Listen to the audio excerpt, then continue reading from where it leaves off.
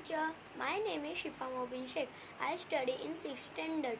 My school name is Gondi Station MNPA Hindi school. मैं आप लोगों के सामने कोरोना वायरस की जानकारी देने जा रही हूँ।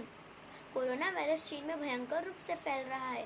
सार्स जैसी बीमारी पैदा करने वाले इस वायरस ने चीन में सैकड़ों लोगों को अपनी चपेट में ले लिया है।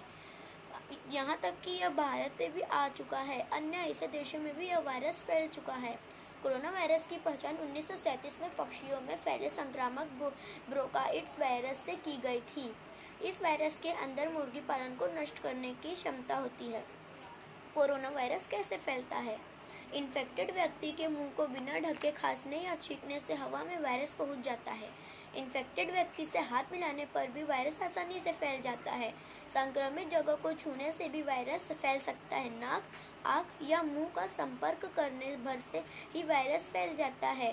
तो इसलिए मैं आप सबसे निवेदन करती हूँ कि आप सब ज़्यादा से ज़्यादा अपने घर में ही रहें। अगर आप बाहर निकलना चाहते हैं तो मुंह में मास्क लगा के निकले और बाहर से आने के बाद आप सैनिटाइज़र से हाथ धोना ना भूलें। Thank you.